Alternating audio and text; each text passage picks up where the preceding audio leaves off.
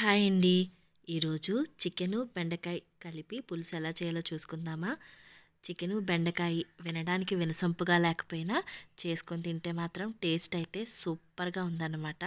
దానికోసం ముందుగా ఒక 2 చిన్న చిన్న ఉల్లిపాయల్ని చిన్న చిన్న ముక్కలుగా కోసి పెట్టుకోవాలి. అలాగే పచ్చిమిర్చి, టమాటా, కొద్దిగా లేతగా ఉన్న బెండకాయలు కూడా ముక్కలు చేసుకొని పక్కన పెట్టుకోవాలి. ఒక చిన్న నిమ్మకాయ సైజ్ అంతా చింతపండు కూడా కొద్దిగా వాటర్ వేసి నానపెట్టుకోవాలి. ఇప్పుడు ఒక కడాయి పెట్టుకొని ఆయిల్ వేసుకొని ఆయిల్ బాగా హీట్ అయిన తర్వాత ఉల్లిపాయ, పచ్చిమిర్చి, టమాటా బాగా మగ్గించుకోవాలి. ఉల్లిపాయలు అయితే బాగా మగ్గేంత వరకు కూడా మీడియం ఫ్లేమ్లో పెట్టుకొని మనం ఉల్లిపాయల్ని బాగా మగ్గించుకోవాలి.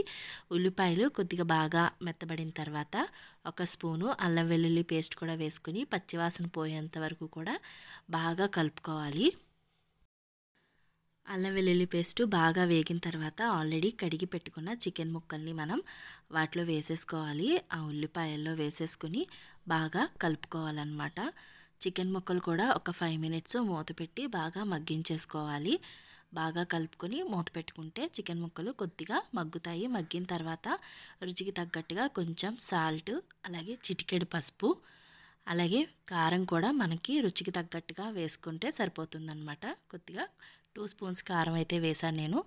కారం కూడా వేసుకుని బాగా కలుపుకుని మూత పెట్టేసుకుని ఒక 10 మినిట్స్ అయితే లో ఫ్లేమ్లో పెట్టుకొని చికెన్ అంతా కూడా మగ్గించేసుకోవాలి. ఒక 10 మినిట్స్ అయితే సరిపోతుంది. చికెన్ బాగా మగ్గిన తర్వాత మనం ఆల్రెడీ కట్ చేసి పెట్టుకున్న బెండకాయ ముక్కల్ని అందులో వేసేసుకోవాలి. కొంచెం లేతగా ఉన్న బెండకాయ ముక్కలు తీసుకుంటే మనకి కర్రీ చాలా టేస్టీగా ఉంటుంది. బెండకాయ ముక్కలు కూడా వేసుకుని బాగా కలుపుకున్న తర్వాత ఒక 2 మినిట్స్ అయ్యాక మనం ఆల్రెడీ చింతపండు పులుపు అయితే రెడీ చేసి పెట్టుకున్నాం కదా, సో ఆ చింతపండు రసం కూడా అందులో వేసేసుకుని బాగా కలుపుకోవాలన్నమాట.